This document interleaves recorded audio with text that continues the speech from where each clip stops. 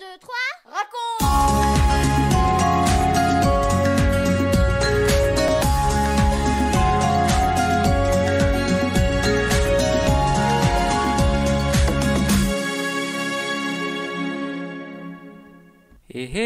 Bonjour à tous, c'est notre 47e émission 1, 2, 3 raconte.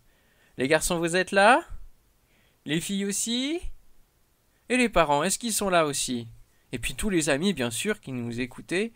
C'est notre émission spéciale pour chacun d'entre vous.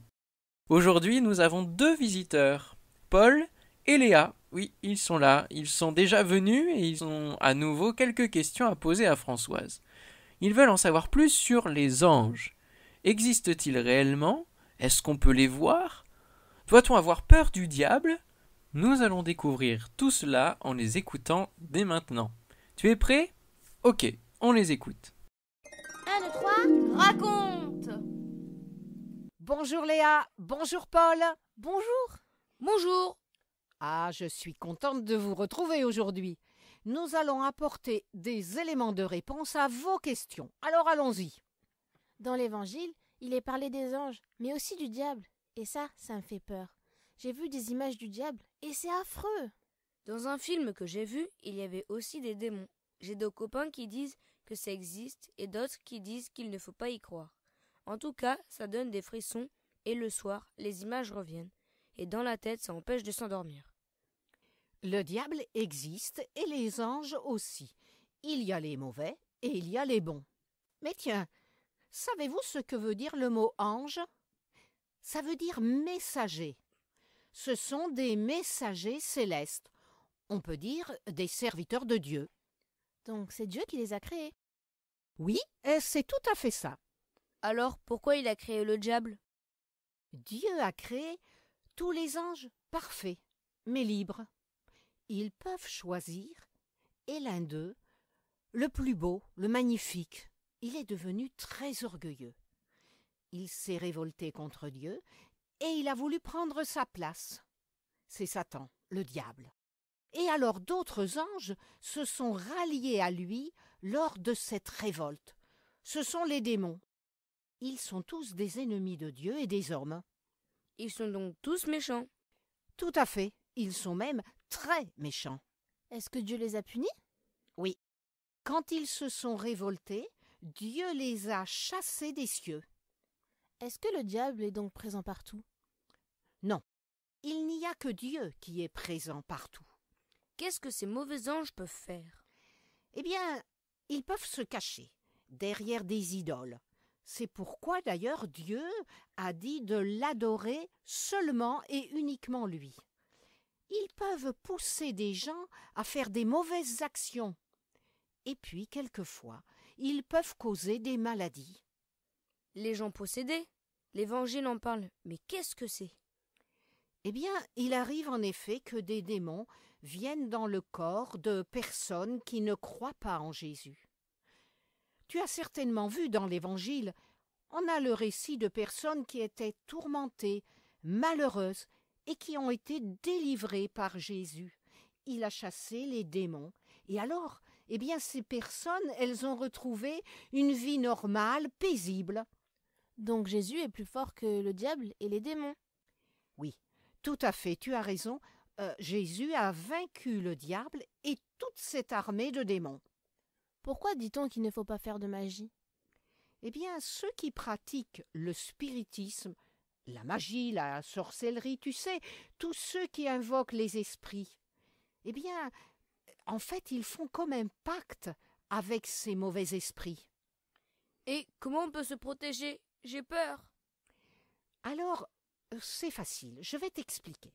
Déjà, on se protège en s'éloignant de tout ce qu'on vient de dire, c'est-à-dire la magie, le spiritisme, la sorcellerie, et puis surtout en acceptant Jésus dans sa vie. Parce que si Jésus est en nous, eh bien, le diable ne peut pas y venir. Ça me rassure. Les anges, ceux qui sont avec Dieu, ils sont nombreux? Alors écoute, c'est un très grand nombre. On dit qu'ils sont des myriades de myriades. Qu'est-ce que ça veut dire, des myriades? Alors des myriades, eh bien c'est une quantité innombrable, Une multitude. Alors, il y a plusieurs catégories. Il y a les archanges, il y a les séraphins, les chérubins. Tu as certainement trouvé déjà ces mots dans la Bible. Mais tous ces anges-là, eh bien, ils sont au service de Dieu. Ils sont dans le ciel? Oui, ils habitent dans les cieux, ils voient Dieu, ils lui obéissent et ils le servent. Ils le louent aussi. Et nous, est-ce qu'on peut les voir? Alors, ils peuvent se manifester sous une forme humaine. Est-ce qu'ils font quelque chose sur la terre? Oui, Dieu se sert d'eux pour prendre soin de ses enfants, de ceux qui croient en lui. Il les encourage, il les protège. Il protège des enfants aussi bien que des adultes. En lisant la Bible, tu trouveras beaucoup de passages où il est fait mention d'intervention des anges de Dieu en faveur de ceux qui lui obéissent. Est-ce qu'on peut les prier, eux aussi? Les adorer? Non, on prie et on adore Dieu et Jésus, mais pas les anges. Voyons maintenant, Paul, est-ce que tu as une dernière question? Non, je vois plus clair et je vais te dire franchement, je préfère être aux côtés de Dieu. Eh bien, moi je vais te dire franchement, tu as tout à fait raison. Alors nous allons donc terminer notre échange, et puis je vous dis à tous les deux un grand merci d'être venus dans le studio, et puis à bientôt. Ciao. Au revoir et merci Françoise.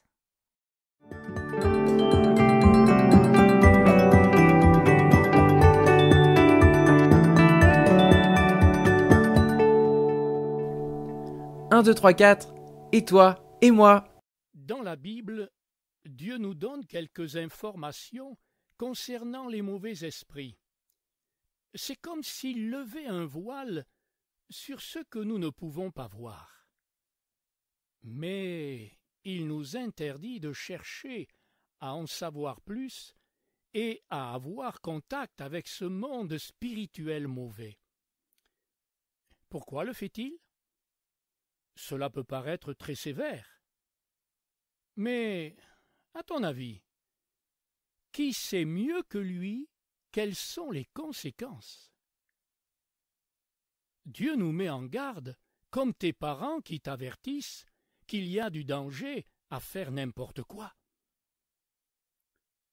Si tu as vu des images, des films diaboliques, si tu as écouté des musiques qui honorent le diable, tu peux être troublé, perturbé, angoissé ou énervé.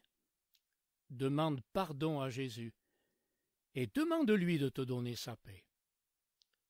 Prends aussi la décision de t'éloigner de ces pratiques, et si autour de toi d'autres le font, éloigne-toi d'eux. Prends position. Souviens-toi que dans le ciel, il y a toute une armée d'anges qui sont au service de Dieu pour protéger et prendre soin de ceux qui lui obéissent, et tout particulièrement des enfants. Bon courage et à bientôt.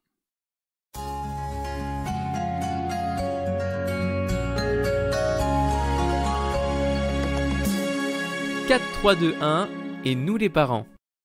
Informer, avertir, expliquer, interdire même, c'est notre responsabilité vis-à-vis de nos enfants. Nous les encourageons à marcher dans des voies droites et honnêtes, et nous les mettons en garde contre des dangers potentiels.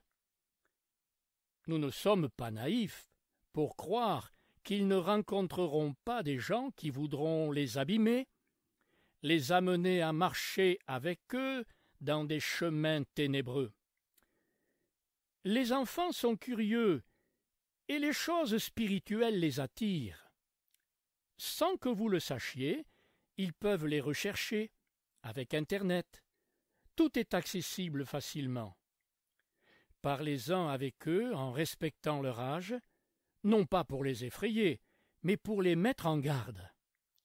Et pour terminer, lisez avec eux le verset 10 du chapitre 18 de l'Évangile de Matthieu. Vous venez de suivre l'émission 1, 2, 3 raconte, avec Françoise et Michel Zanellato, Benjamin Lamotte, Céline Girardi, Baptiste Roland, Erwan, Yuna et la collaboration de Vital Radio ainsi que 365histoire.com. Si vous avez aimé cette émission, n'hésitez pas à la partager autour de vous. À bientôt!